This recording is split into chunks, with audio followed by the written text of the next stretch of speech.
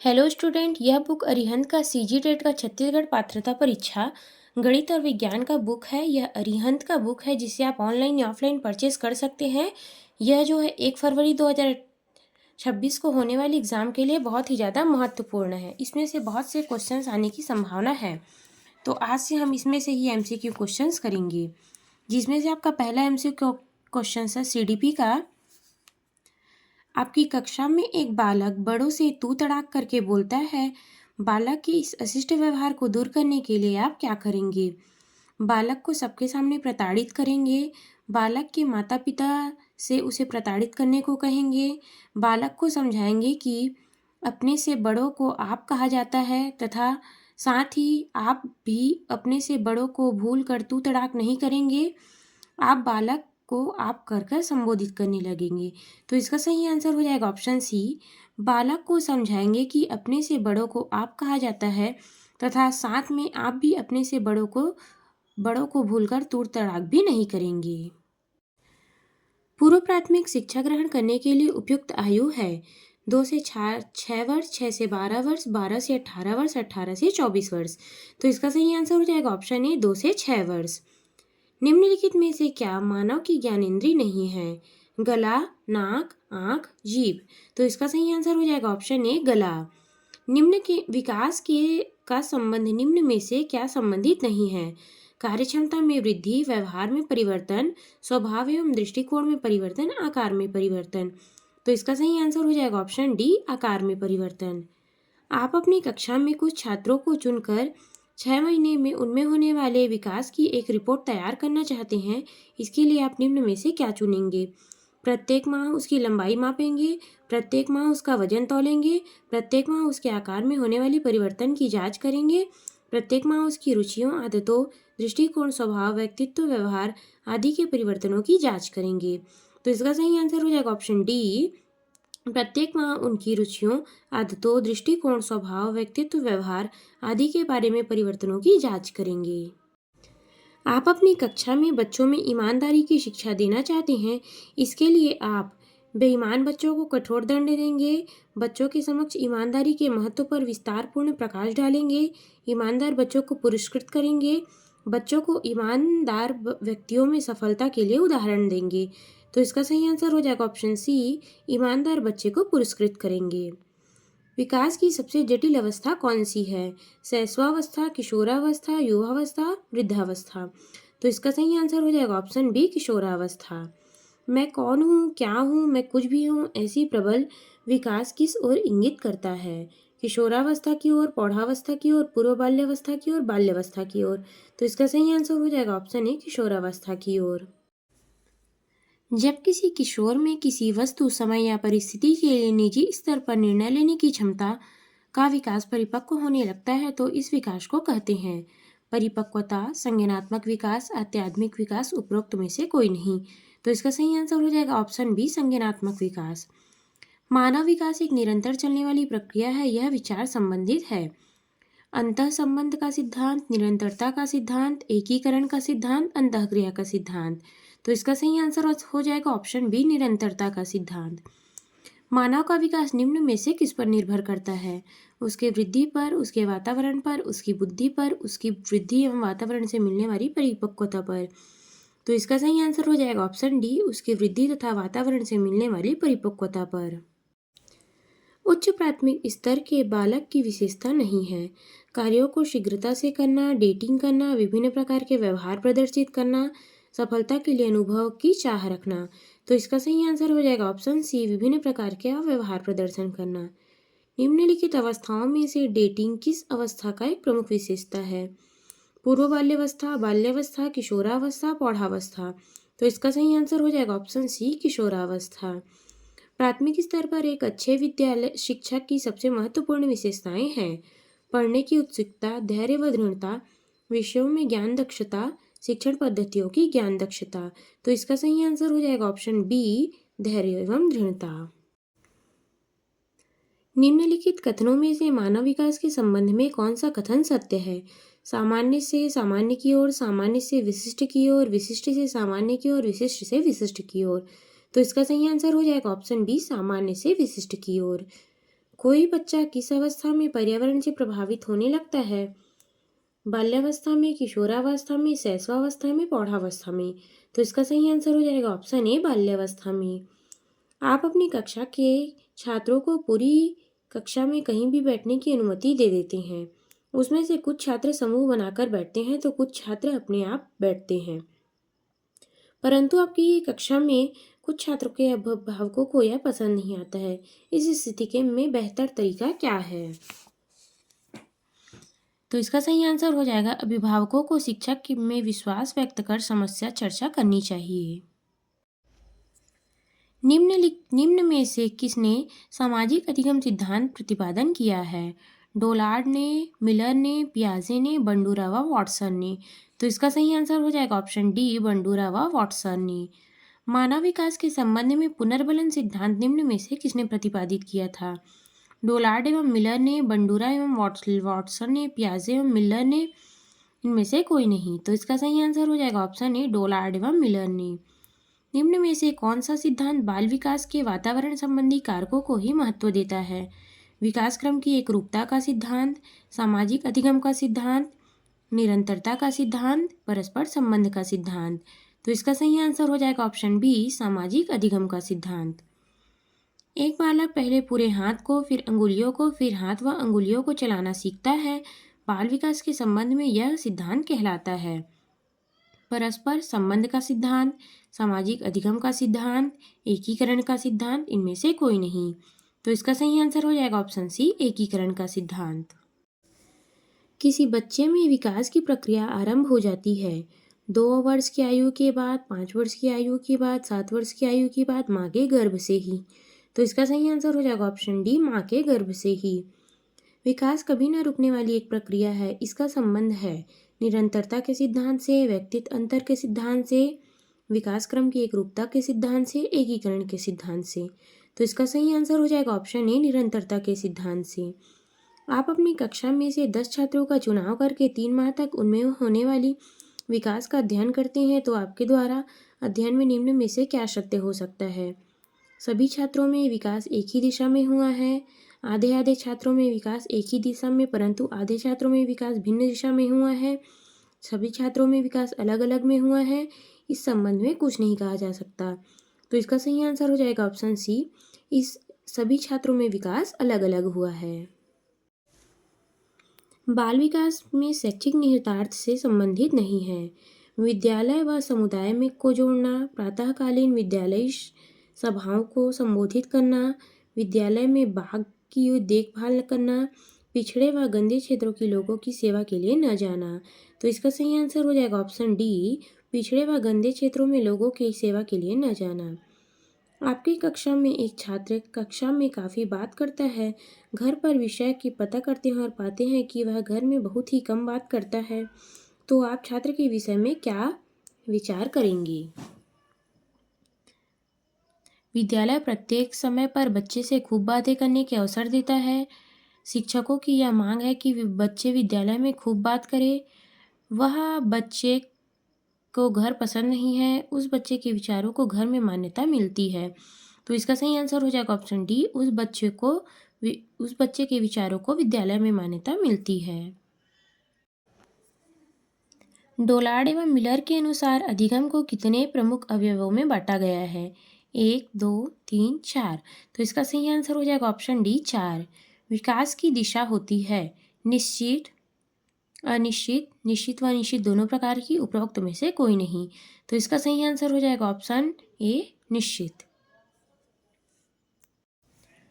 आप अपनी कक्षा की एक छात्रा रजनी की लंबाई पिछले वर्ष की तुलना में लगभग 6 इंच बढ़ गई है। इस परिवर्तन को आप क्या कहेंगे? रजनी की विकास तेजी से हो रही है, रजनी में वृद्धि तेजी से हो रही है, रजनी ज़्यादा काम करने लग गई है, रजनी पढ़ाई में कमज़ोर होती जा रही है। तो इसका सही आंसर हो जाएगा ऑप्शन बी, रजनी की वृद्धि तेजी से हो रही है। विकास के संबंध में निम्नलिखित में से कौन सा कथन सत्य नहीं है? विकास की प्रक्रिया एक निश्चित दिशा में होती है। वृद्धि व विकास की क्रिया वंशानुक्रम व वातावरण का संयुक्त रूप है।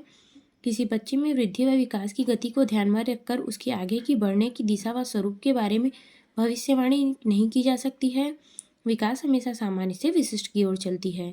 तो इसका सही आंसर हो जाएगा ऑप्शन सी, किसी बच्चे में वृद्धि और विकास की गति को ध्यान में रखकर उसके आगे बढ़ने की दिशा व स्वरूप के बारे में भविष्यवाणी नहीं की जा सकती है। विकास प्राणी की प्रगतिशील परिवर्तन है जो निश्चित लक्ष्यों की ओर निर्देशित होती रहती है। यह कथन किसका है? हर्लॉक का, जीन पियाजे का, ड्रेवर का, फ्रॉयड का? तो इसका सही आंसर हो जाएगा ऑप्शन सी, ड्रेवर का। माता पिता के संतानों में प्राप्त होने वाले गुणों को कहते हैं वंश, वंशानुक्रम, वातावरण, इनमें से कोई नहीं। तो इसका सही आंसर हो जाएगा ऑप्शन ए, ऑप्शन बी, वंशानुक्रम। आनुवांशिकता के मूल संवाहक होते हैं प्रोटीन, विटामिन, जीन्स, कार्बोहाइड्रेट्स। तो इसका सही आंसर हो जाएगा ऑप्शन सी, जीन्स। वंशानुक्रम व्यक्ति की जन्मजात विशेषताओं का पूर्ण योग है। यह कथन किसका है? बी.एन. झा का, एच.ए. पैटरसन का, जीन पियाजे का, जेम्स ड्रेवन का? तो इसका सही आंसर हो जाएगा ऑप्शन ए, बी.एन. झा का। किसी बच्चे के ऊपर वंशानुक्रम में पड़ने वाला प्रभाव नहीं है। शारीरिक लक्षणों का प्रभाव, बुद्धि का प्रभाव, चरित्र का प्रभाव, उपरोक्त में से कोई नहीं। तो इसका सही आंसर हो जाएगा ऑप्शन डी, उपरोक्त में से कोई नहीं।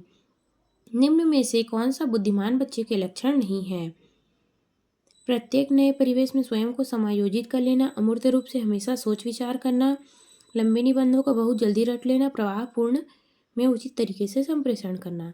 तो इसका सही आंसर हो जाएगा ऑप्शन सी। आपकी कक्षा का एक छात्र बुद्धि से बहुत श्रेष्ठ है लेकिन शरीर से काफ़ी कमज़ोर है। आप उसके पिता से मिलते हैं तथा देखते हैं कि उसके पिता की भी बुद्धि तो श्रेष्ठ है लेकिन शरीर से वे भी कमज़ोर हैं।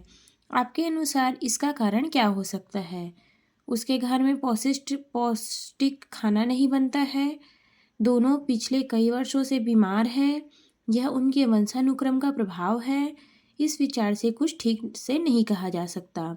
तो इसका सही आंसर हो जाएगा ऑप्शन सी, यह उनके वंशानुक्रम का प्रभाव है। दो जुड़वा बच्चों को दो अलग अलग स्थान पर रखा गया। एक स्थान पर जहां धर्म, संस्कृति, संस्कार आदि का वातावरण है, वहीं दूसरी ओर अंधविश्वास व रूढ़िवादी का वातावरण है। बच्चों के बड़े होने पर उनके विचारों पर क्या प्रभाव पड़ेगा? भौतिक कारण, सामाजिक कारण, आर्थिक कारण, सांस्कृतिक कारण? तो इसका सही आंसर हो जाएगा ऑप्शन डी, सांस्कृतिक कारण। आपकी कक्षा का एक छात्र कक्षा में रोज अनुशासनहीनता करता है। आप इस समस्या के समाधान हेतु उसके क्या उपाय अपनाएंगे? छात्र को रोज पीटेंगे जब तक वह कक्षा में अनुशासनहीनता करना नहीं छोड़ देता। स्कूल से उसका नाम काटने के लिए प्रधानाचार्य से कहेंगे। उसके वंशानुक्रम व वातावरण का पता लगाकर उसका सही दिशा में मार्गदर्शन करेंगे। उसको इलाज के लिए अच्छे मनोचिकित्सक के पास लेकर जाएंगे। तो इसका सही आंसर हो जाएगा ऑप्शन सी, उसके वंशानुक्रम व वातावरण का पता लगाकर उनकी सही दिशा में मार्गदर्शन करेंगे। बालक क्या है, क्या कर सकता है, उसका विश्वास क्यों नहीं हो रहा है आदि प्रश्नों के उत्तरदायी तत्व हैं वंशानुक्रम, वातावरण, ए और बी दोनों, इनमें से कोई नहीं। तो इसका सही आंसर हो जाएगा ऑप्शन सी, ए और बी दोनों।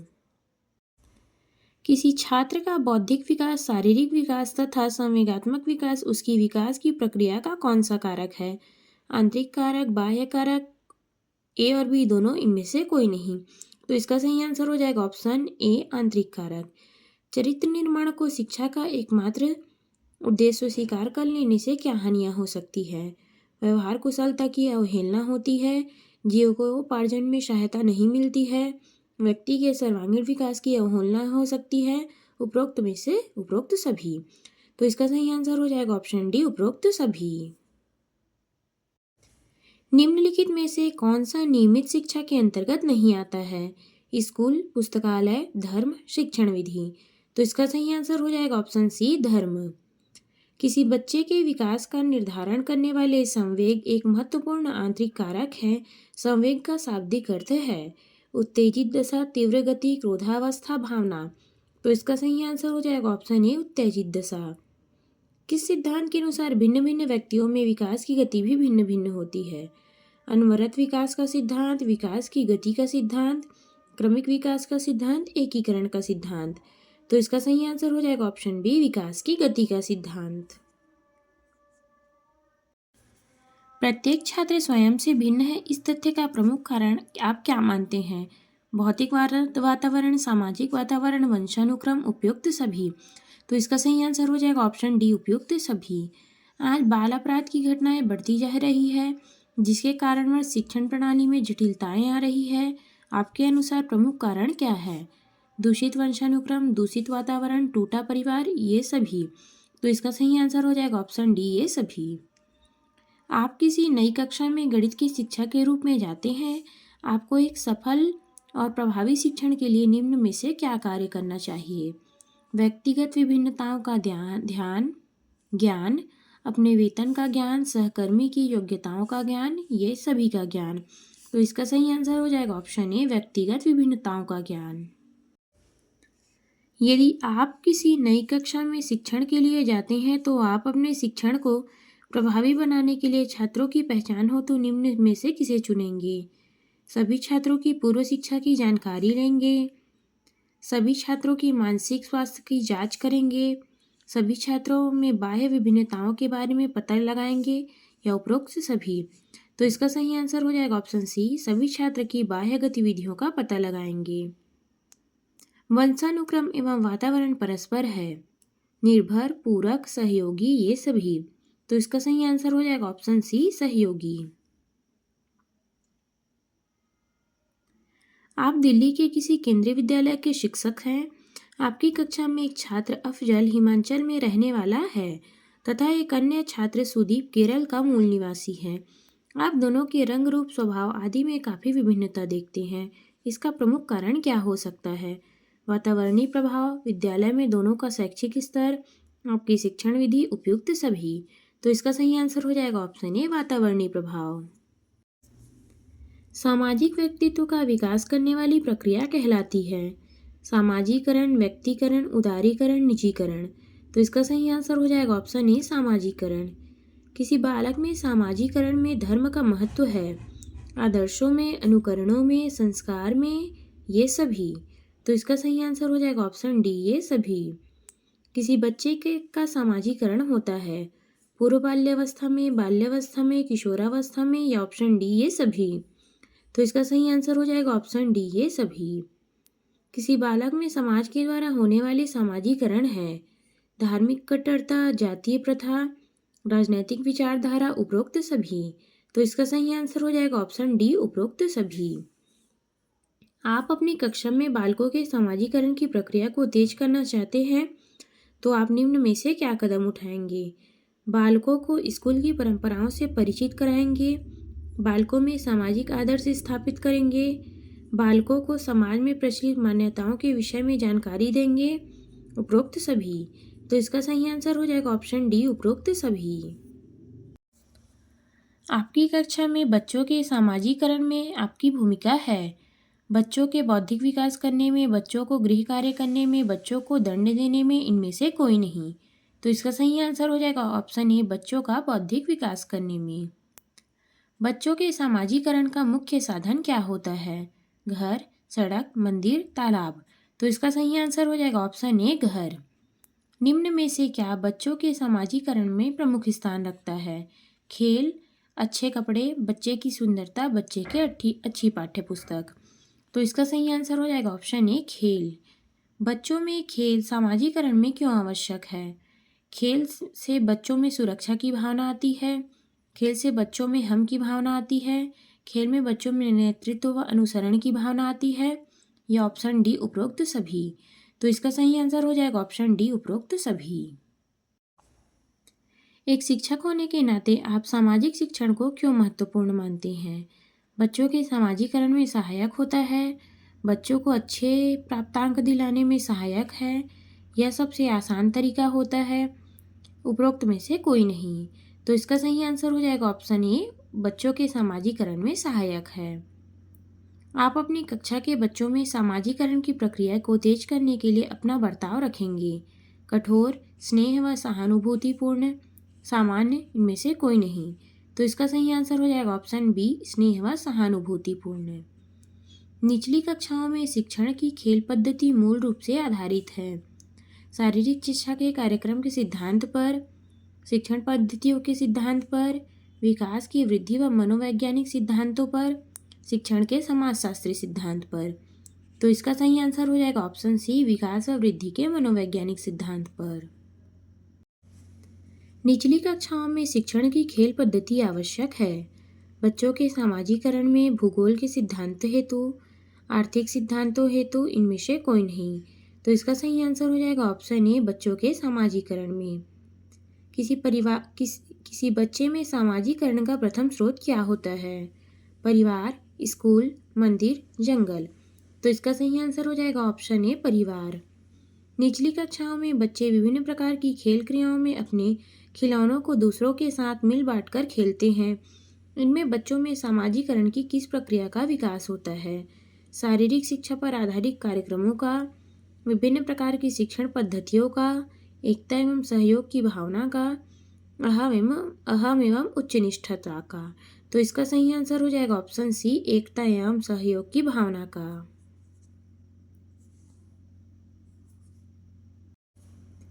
आप अपनी कक्षा के बच्चों का सामाजिकरण, शारीरिक व संवेगात्मक विकास करना चाहते हैं तो निम्न में से आप किसका चुनाव करेंगे? आप अपनी कक्षा बंद कर बच्चों को उनके घर भेज देंगे, बच्चों को विभिन्न प्रकार की खेल प्रक्रियाएं सिखाएंगे, बच्चों को कक्षा में चुपचाप बैठकर पढ़ने को कहेंगे, साथ में आप भी चुपचाप बैठ जाएंगे, उपरोक्त में से कोई नहीं। तो इसका सही आंसर हो जाएगा ऑप्शन बी, बच्चों को विभिन्न प्रकार की खेल प्रक्रियाएं सिखाएंगे। सामाजिकरण की प्रक्रिया में अनुकरण को उपयोगी और विकासात्मक बनाने के लिए आवश्यक तत्व हैं: परिवार व पड़ोस, गांव व शहर, देश व राजनीति, परिवहन व संचार साधन। तो इसका सही आंसर हो जाएगा ऑप्शन ए, परिवार व पड़ोस। किसी बच्चे में सामाजिकरण की प्रक्रिया को प्रभावित करने वाला मुख्य घटक है: शरीर की बनावट व स्वास्थ्य, परिवार, सामाजिक आर्थिक स्तर, ये सभी। तो इसका सही आंसर हो जाएगा ऑप्शन डी, ये सभी।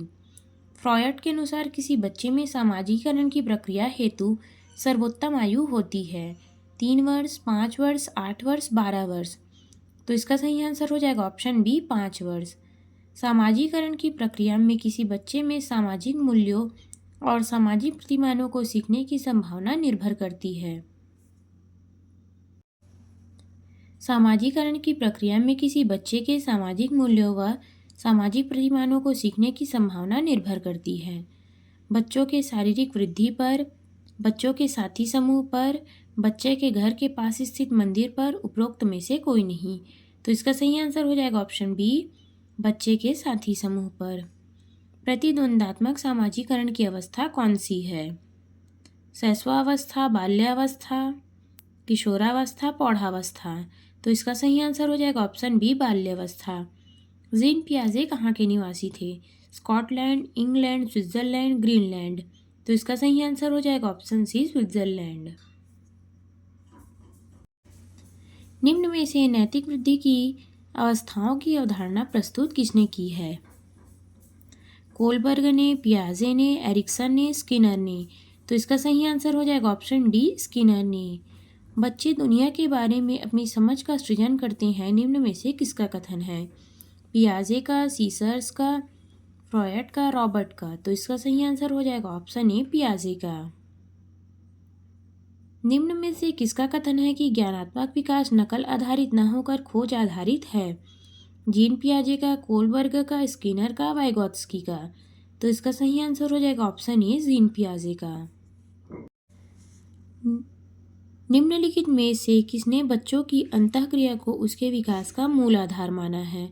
लॉरेंस कोलबर्ग ने, लेव वाइगोत्स्की ने, जीन पियाजे ने, स्किनर ने। तो इसका सही आंसर हो जाएगा ऑप्शन बी, लेव वाइगोत्स्की ने। निम्न में से किसने नैतिक विकास की अवस्थाओं के सिद्धांत का प्रतिपादन किया है? जीन पियाजे ने, कोलबर्ग ने, फ्रॉयड ने, सीयर्स ने। तो इसका सही आंसर हो जाएगा ऑप्शन बी, कोलबर्ग ने। आप एक शिक्षक के रूप में नियुक्त होकर किसी विद्यालय में जाते हैं। आप विद्यार्थियों की क्षमता समझने के लिए निम्न में से किस क्षेत्र का चुनाव करेंगे? बालकों में नैतिक विकास को समझने के लिए जीन पियाजे ने निम्न में से कौन सी विधि अपनाई है? साक्षात्कार विधि, तार्किक विधि, जांच पड़ताल विधि, उपयुक्त सभी। तो इसका सही आंसर हो जाएगा ऑप्शन ए, साक्षात्कार विधि। निमोनिक्स एक ऐसी व्यूह रचना है जो स्मृति में नई सूचनाओं को पुनः स्मरण करने में सहायता करती है, छात्रों को एक साथ जोड़कर एक साथ साफ सफाई करने के लिए प्रेरित करती है।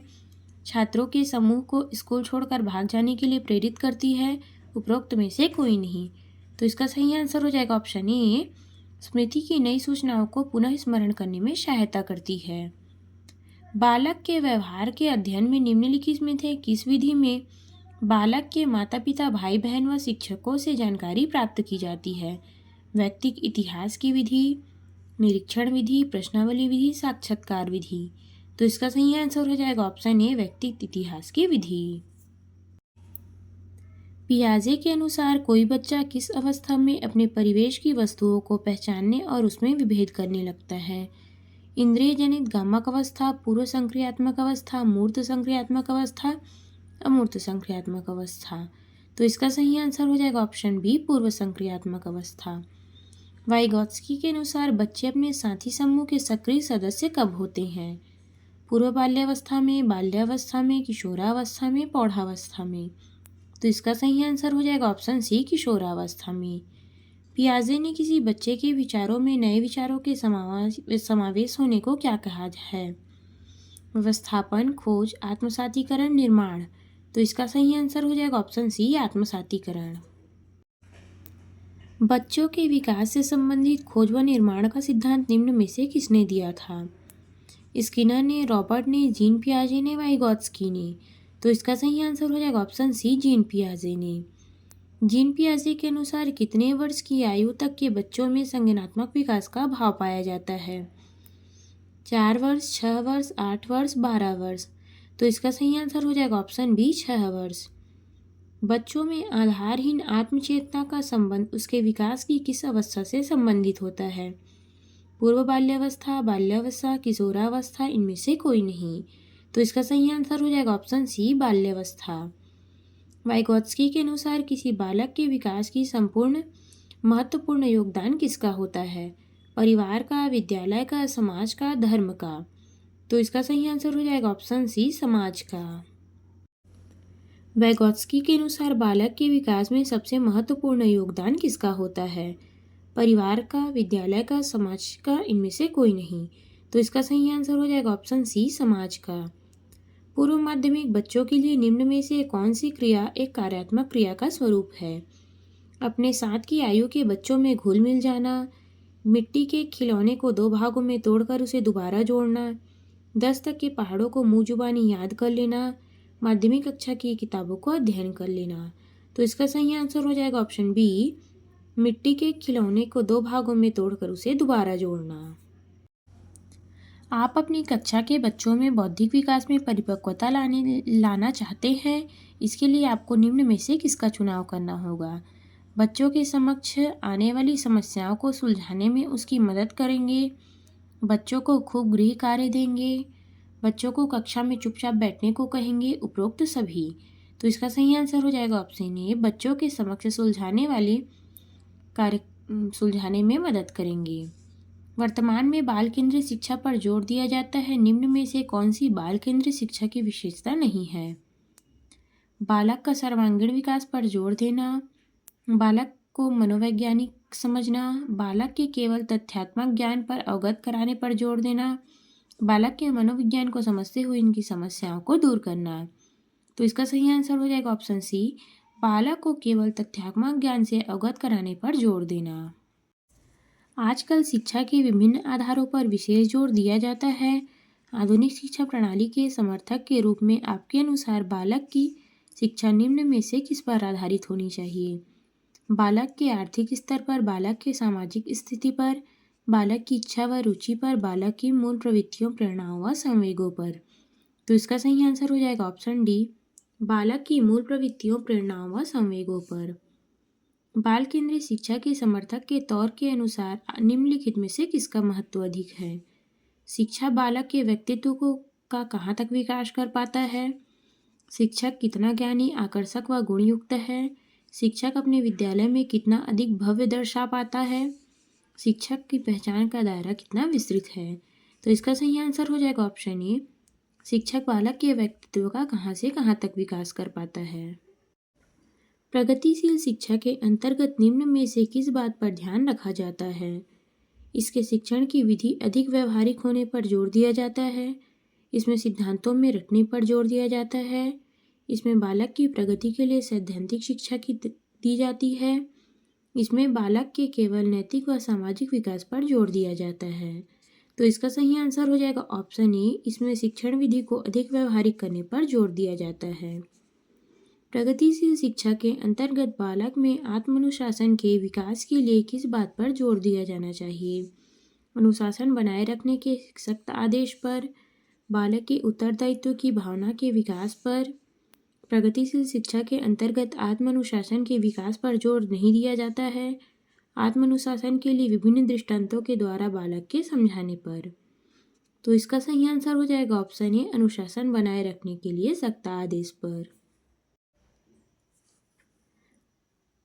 बाल केंद्रित शिक्षा के द्वारा निम्न में से क्या संभव नहीं हो सकता? मनोविज्ञान की सहायता से बच्चों के पाठ्यक्रम में सुधार, प्रत्येक बालक पर शिक्षण द्वारा विशेष रूप से ध्यान दिया जाना, प्रत्येक बालक पर पृथक रूप से ध्यान नहीं दिया जाना, प्रत्येक बालक की विशेष आवश्यकताओं को समझना। तो इसका सही आंसर हो जाएगा ऑप्शन सी। प्रत्येक बालक के पृथक रूप पर ध्यान नहीं दिया जाना। बाल केंद्रित शिक्षा को व्यवहार में लाने वाले शिक्षक के लिए निम्नलिखित में से किसकी जानकारी होनी आवश्यक है? शिक्षक के लिए बालक के व्यवहार के मूल आधारों के बारे में जानने से अति आवश्यक यह है कि वह उसके परिवार के बारे में जाने। शिक्षक केवल बालक की रुचियों को जाने।